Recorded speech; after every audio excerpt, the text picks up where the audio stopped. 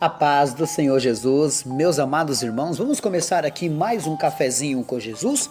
Eu sou o pastor Alex que apresenta o cafezinho. Hoje nós estamos no nosso quarto áudio, né? Glórias a Deus por isso.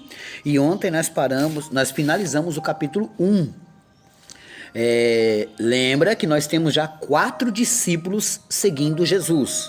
André e Pedro, que são irmãos, Felipe e Natanael. Amém? Bom, capítulo 2. Cada Bíblia traz um tema, né? A maioria das Bíblias traz o mesmo tema, só que tem alguns temas aqui que não condiz, tá? Foi o escritor aqui que fez as Bíblias, não o escritor da Bíblia. As pessoas que fabricaram a Bíblia que acabou colocando, e às vezes não condiz. Mas eu não vou entrar nesse debate agora não. Bom, eu vou ler. As bodas em Canaã e a água feita vinho, né? Porque Jesus ainda não tinha feito nenhum milagre e aqui vai acontecer o primeiro milagre de Jesus.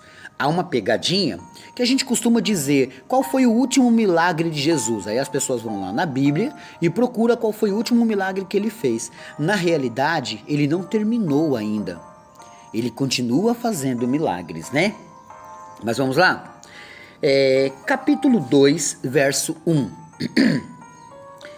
E ao terceiro dia fizeram-se umas bodas em Canaã da Galileia. E estava ali a sua mãe, a mãe de Jesus, Maria. E foi também convidado Jesus e os seus discípulos para as bodas, né? Para aquela festa de casamento. Então, está sendo convidado Maria e os discípulos para irem para lá. Verso 3. E faltando o vinho, a mãe de Jesus lhe disse: não tem vinho. Disse-lhe Jesus: mulher, que tenho eu contigo? Ainda não é chegado a minha hora. Maria queria provocar em Jesus um milagre, que ele fizesse um milagre, mas ele logo recua e fala: não é a minha hora ainda, né? De transformar alguma coisa, de fazer alguma coisa. Mas vamos lá. Verso 5. Sua mãe disse aos serventes: fazei tudo quanto ele vos disser. E estava ali posta 6 talhas de pedra,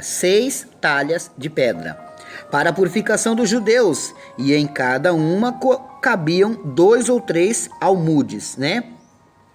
Essas talhas seriam como se fossem vasos grandes. E para quê? Para limpeza. Quando chegava uma visita, a pessoa vinha do deserto, vinha de uma caminhada, então estava com seus pés bem cheios de poeira, né? O seu rosto, as suas mãos. Então, quando a pessoa chegava na casa, eles iam ali, pegavam um pouco de água e lavavam os seus pés, as suas mãos, o seu rosto, né? Para ficar ali. Então, era para se purificar. Amém? Verso 7. Disse-lhe Jesus: enchei de água essas talhas, e encheram-nas até cima. Então elas estavam vazias, e aí o que Jesus deu a ordem: enche elas de água, 6 talhas, e encheram. E disse-lhes: tirai agora e levai ao mestre-sala. E levaram. E logo, o mestre-sala é aquele que prova, para ver se o vinho é bom ou não. E logo que o mestre-sala provou a água feita vinho, que agora eles colocaram água dentro do jarro, e quando eles tiraram, tinha se transformado em vinho. E logo que o mestre-sala provou a água feita vinho, não sabendo de onde viera, se bem que o sabiam serventes que tinham tirado a água, chamou o mestre-sala ao esposo e disse-lhe: todo homem põe primeiro vinho bom, e quando já tem bebido bem, enche então o interior, ele coloca o inferior. Mas tu guardaste até agora o bom vinho. Então, eles estão dizendo que aquilo ali era um bom vinho, porque o mestre-sala conhecia de vinho, e ele percebeu que aquele vinho era bom. Verso 11. Jesus começou assim os seus sinais em Canaã da Galileia. Então, quando alguém perguntar para você qual foi o primeiro milagre de Jesus, foi lá em Canaã da Galileia, transformando água em vinho, ok? E manifestou a sua glória, e os seus discípulos creram nele. Depois disto, desceu a Cafarnaum, ele e a sua mãe, e seus irmãos e os seus discípulos, e ficaram ali não muitos dias. Aqui, meus irmãos, nós vamos analisando, tá? Porque vocês me conhecem e sabem que eu gosto de esmiuçar. Estava ali Maria, Jesus e 4 discípulos.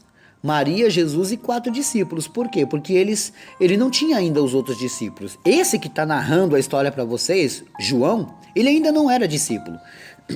Então, reparem bem que ele começou o seu milagre, né? Num casamento. Geralmente a gente costuma pregar dizendo, meus irmãos, que o vinho ele é alegria. Tá entendendo? Então, quando acaba o vinho, acaba o quê? A alegria.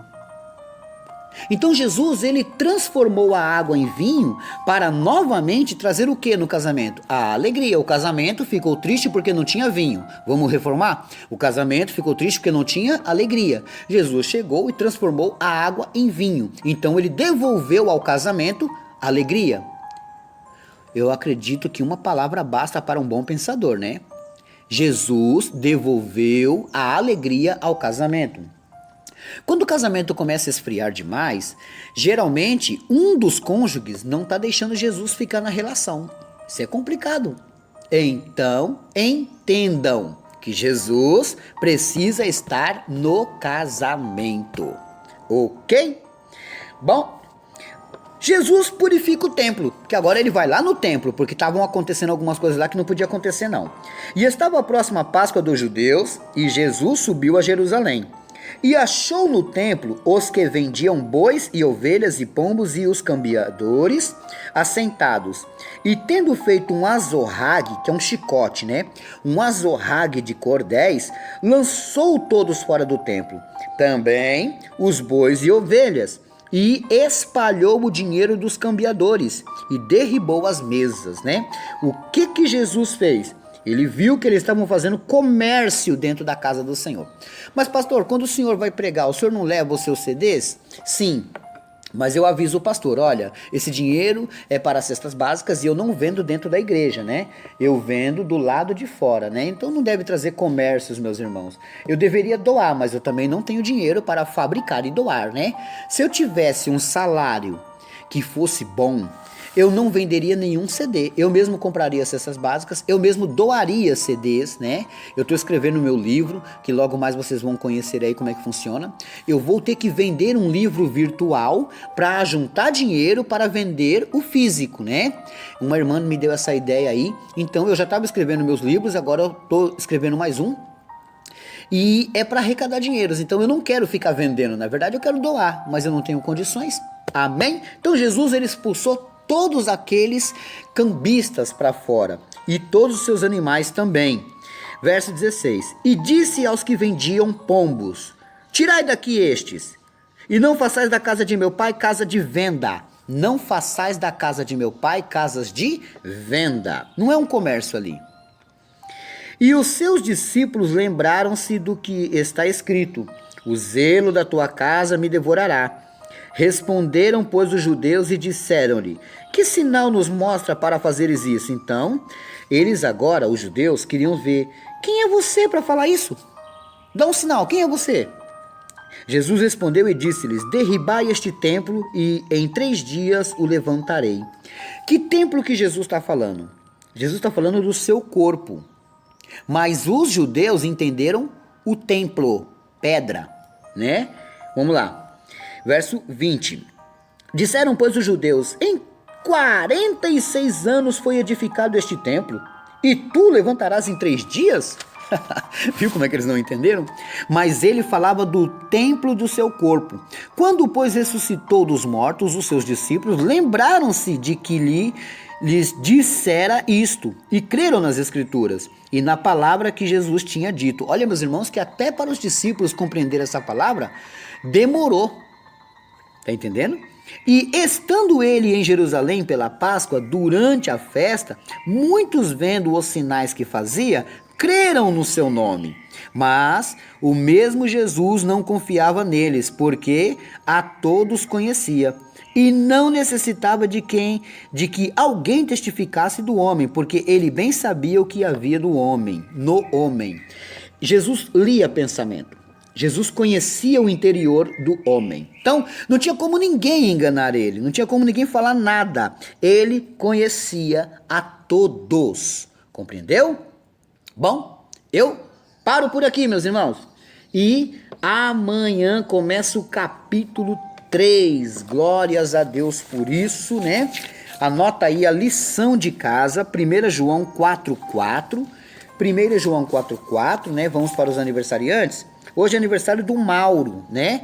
Eu quero mandar um abraço para Malu, lá de Minas Gerais. Mauro, feliz aniversário, meu amigo. Deus abençoa grandemente. Quero mandar um abraço para um pequeno amigo meu que é fã do cafezinho. Ele falou: mamãe, eu não quero mais ouvir com a senhora não, manda pro meu celular que eu quero ouvir aqui também, eu quero receber também. Olha só, ele é tão fã do cafezinho que a mãe dele me contou que ele ama, né? Então eu quero mandar esse abraço aqui para o jovem Daniel. Danielzinho tem 10 anos. Daniel, um grande abraço do pastor Alex. Fico muito feliz que você está dando ouvidos à palavra de Deus, né? Ele é filho da irmã Rosângela e eles moram lá em Barbacena, Minas Gerais. Um grande abraço a todos os ouvintes daí também, né? Deus abençoe grandemente a vossa vida. Eu vou repetir meu aviso, meus irmãos.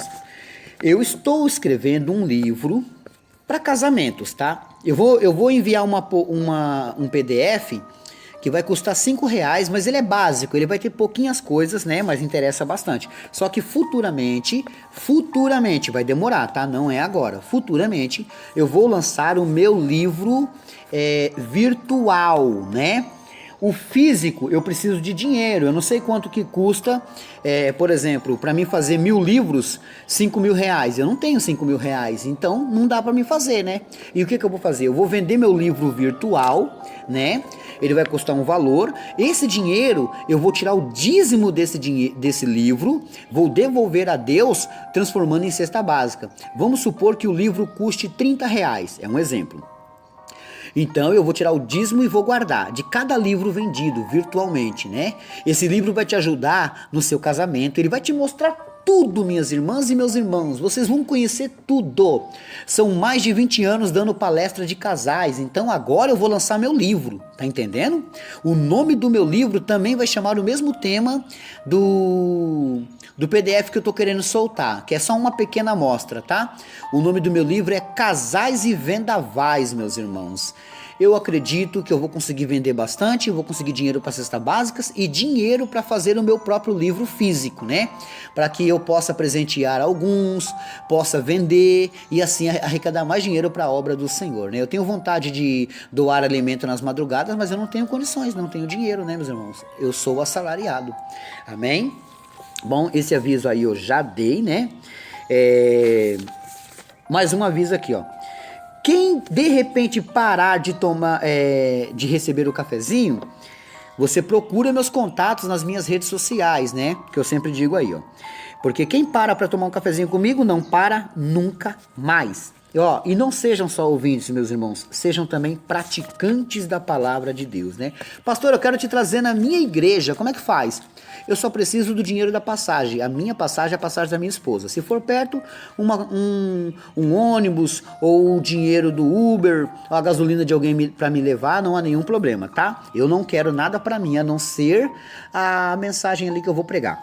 O meu telefone para você combinar comigo é 11 9 30 18 08 70, ok? Bom, pastor, passa seu Pix aí que eu quero fazer uma oferta para o senhor. Pastor, eu quero fazer um Pix para a cesta básica. Pastor, eu quero depositar o meu dízimo que está parado. Amém. O meu Pix é 11 9 7109 3166, telefone. O meu outro Pix é 11 9 5618 8781, também telefone. Amém?